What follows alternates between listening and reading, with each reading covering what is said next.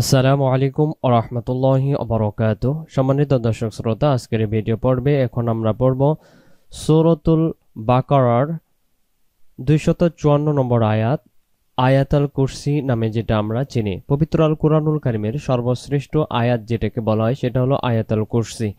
আমরা অনেকে মনে করি আয়াতুল কুরসি একটি মনে হয় সূরা। না, এটা সূরা নয়। এটি পবিত্র আল কুরআনুল কারীমের সর্ববৃহৎ সূরা সূরাতুল বাকারার 254 নং আয়াত। এখন যে আয়াতটি থেকে আজকে আমরা শুরু করব। তো সম্মানিত দর্শক শ্রোতা, আপনারা দেখতেছেন হুজুর টিভি 24, আর আজকের এই পর্ব নাম্বার হলো বানান করে কোরআন মাজিদ পড়া পর্ব, পর্ব নাম্বার 99। তো চলুন আজকের এই পর্বটি আমরা শুরু করি। আউযু বিল্লাহি মিনাশ শাইতানির রাজীম। বিসমিল্লাহির রহমানির রহিম। আল্লাহু লা ইলাহা ইল্লা হুয়া আল হাইয়ুল কাইয়্যুম। এখানে লক্ষ্য করেন, আল্লাহু প্রথম শব্দটাকে আমরা বলবো আল্লাহ। আল্লাহ আল্লাহ শব্দের ডান দিকে জবর থাকলে আল্লাহ শব্দের লামটাকে ল মোটা করে পড়তে হয়। এই জন্য আমরা বলবো আল্লাহু লা ইলাহা, লা টান দেব, লা ইলাহা ইল্লা হুয়া, হুয়া, হুয়াল, হুয়াল না, হুয়া আল, হুয়া আল। আল্লাহু লা ইলাহা ইল্লা হুয়া আল হাইয়ুল কাইয়্যুম। আমরা এই শব্দটাকে অনেকেই ভুল করে ফেলি। আমরা পড়ি আল হাইউল কাইয়্যুম। আল হাইউল না, এখানে হবে ইয়া পেশ ইউ, আর ইয়া লাম পেশ ইউল। ইউল, ইউল এমন হবে। উল যদি পড়ি ইয়া অক্ষরটা হামজা রূপান্তরিত হবে। তাহলে আমরা বলবো আল হাইউল কাইয়্যুম। পড়বো না, পড়বো না, এখানে উচ্চারণ করবো কাইয়্যুম, কাইয়্যুম। প্রথম থেকে আল্লাহু লা ইলাহা ইল্লা হুয়া আল হাইয়ুল কাইয়্যুম লা তাখুযুহু সিনাতুন ওয়ালা নাওম।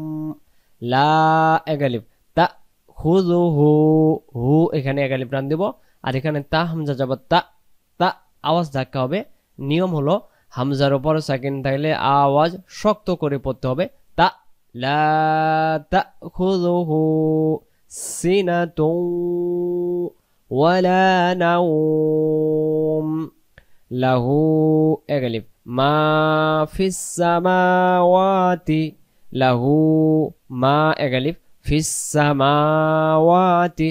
খারা জবর দুইটা মিমের উপর এবং ওয়াইয়ের উপর আমরা দুই অক্ষরকে এগালিফ করে আমরা টান দেব। মা এগালিফ, ওয়া এগালিফ, তি তাড়াতাড়ি। লাহু মা ফিস সামাওয়াতি ওয়া মা ফিল আরদ। আরদ বলে আমরা দম ছেড়ে দেব।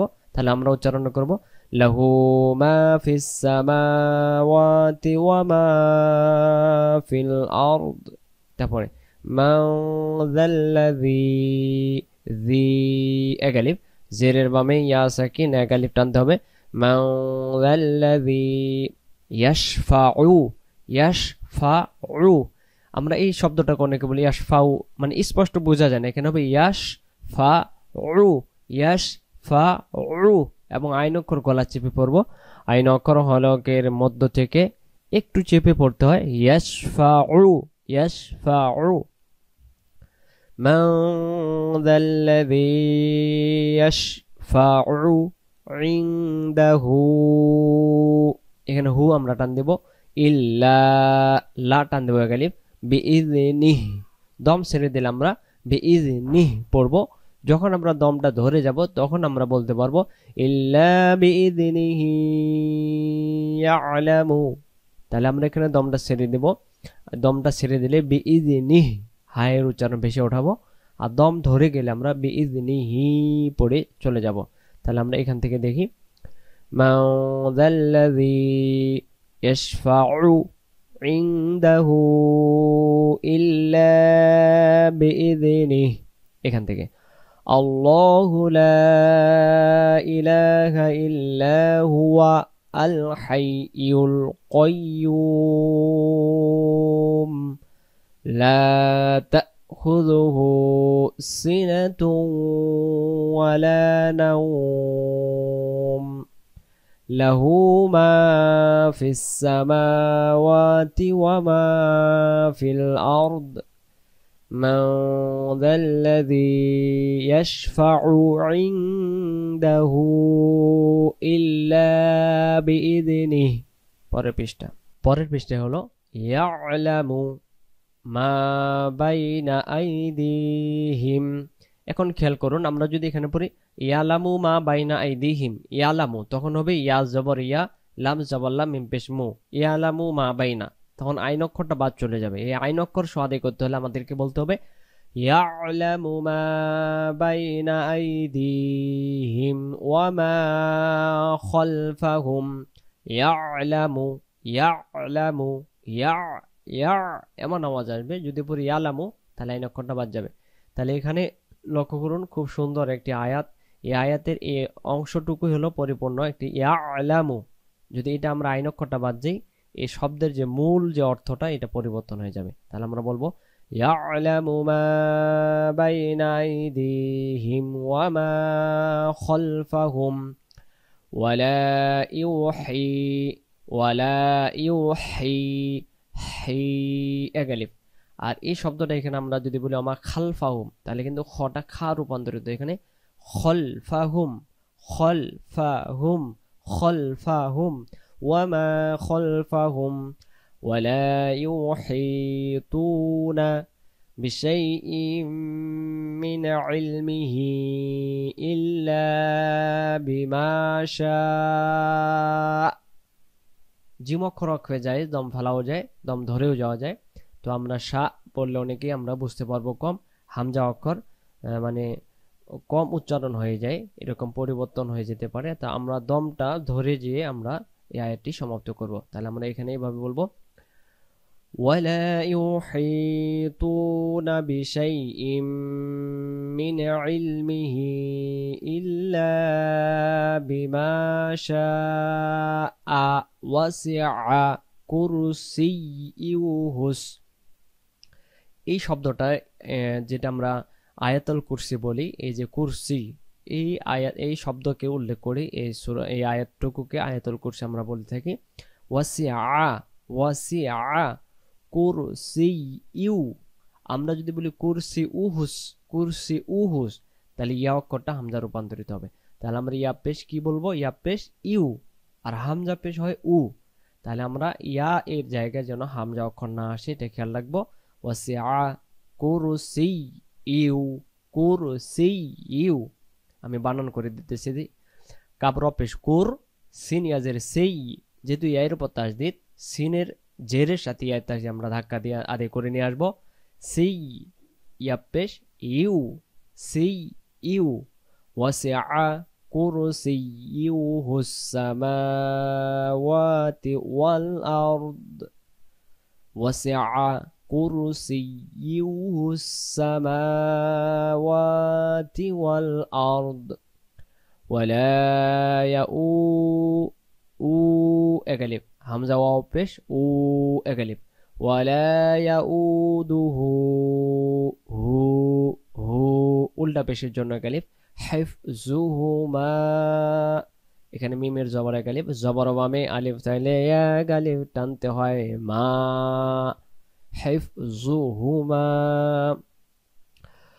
وسع كرسيه السماوات والأرض ولا يؤوده حفظهما وهو العلي العظيم। তাহলে এখানে আমরা এখানে খেয়াল করি ওয়াহু ওয়াল আলী উল আজিম, আমরা অনেকে পড়ি আলী উল। আলী উল বলতে এখানে কোনো শব্দ অক্ষর নেই। আইন জবর আ, লাম ইয়াজির লি, আলী ইয়া লাম পেশ ইউল হবে। এই জায়গাটা আমরা যদি পড়ি উল ইয়া অক্ষর হামজায় রূপান্তরিত হবে, অক্ষরে পরিবর্তন হবে, অক্ষরে পরিবর্তন হয়ে যাওয়ার কারণে অর্থের পরিবর্তন হয়ে যাবে। এজন্য এই শব্দটি যেহেতু আল্লাহ তাআলার নামের ক্ষেত্রে, সেহেতু আমরা ভুল করব না। ওয়া হুয়াল আলিয়্যুল আযীম। এই আমরা পড়লাম সূরা আয়াতুল কুরসির আমরা আয়াতটুকু। এখন আমরা তারপরে আরেকটি আয়াত পড়ে আজকের পর্ব আমরা সমাপ্ত করব। তারপরে লা ইকরাহা ফিদ্দীন, লা ইকরাহা, লা ইকরাহা ফিদ্দীন, قد تبين قد تبين الرشد رشد শিনটাকে স্পষ্ট আদায় করব, রুশদ। قد تبين الرشد من الغي এভাবে করে আমরা দমটা ছেড়ে দেব। যদি আমরা দম ছেড়ে দিই গই গই, আর দম ধরে গেলে আমরা এখানে বলবো قد تبين الرشد من الغي فمن يكفر بالطاغوت ফামাই নুন সাকিনের বাম পাশে ইয়া অক্ষর ইদগমের অক্ষর, নুন সাকিনের বাম পাশে ইয়া অক্ষর পাইলে ইয়ার তাসদীদ ধরে গুণনা করে পড়তে হবে। আমরা এখানে বলবো ফামাই ইয়াকুফুরু বিত্তাগুতি ওয়া ইউমিন বিল্লাহি ফাকাদ استمسك بالعروة الوثقى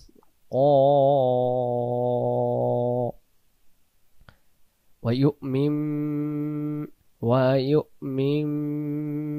মিমের জের ছোট্ট মিমে গিয়ে গুণনা, নুন সাকিনের বাম পাশে বা অক্ষর পাইলে নুনকে মিম দ্বারা বদল করে গুণনা করে পড়তে হয়। এত কিছু মনে থাকবে না, ছোট মিম পাবেন, নুন সাকিনের বাম পাশে বা অক্ষর আসলে ছোট মিমকে ধরে গুণনা করব। ওয়ায়ুমিন বিল্লাহি ফাকাদ ইসতামসাকা বিল উরওয়াতিল উসকা লান ফিসামা লাহা। দম ছেড়ে দিলে এখানে হা এক আলিফ টান দিয়ে দম ছেড়ে দিতে হবে। এখানে ওয়াকফ করার কারণে জবর আর দি সেকেন্ড হবে না। لن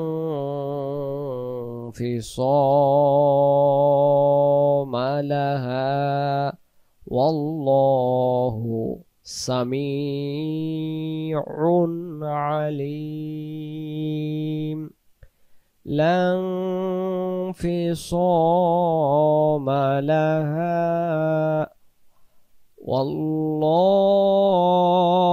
والله سميع عليم। 256 নম্বর আয়াত পড়লাম আজকের এই ভিডিওটিতে সূরাতুল বাকারার অংশ থেকে। তো সম্মানিত দর্শক শ্রোতা, আমরা বানান করে কোরআন মাজিদ পড়া পড়ব সূরাতুল বাকারা পর্যন্ত। আপনাদেরকে আমরা শুরু থেকে বলছিলাম। তো পরবর্তী সূরা যদি আপনারা পড়তে চান, আপনারা অবশ্যই আপনাদের মতামত কমেন্ট করে জানাবেন। আর ভিডিওটি ভালো লাগলে অবশ্যই আপনাদের মতামত জানাবেন। পরবর্তী ভিডিও দেখার আমন্ত্রণ জানিয়ে আজকের এই পর্বটি আমরা এখানে সমাপ্ত করলাম। ভালো থাকবেন, দোয়া রাখবেন।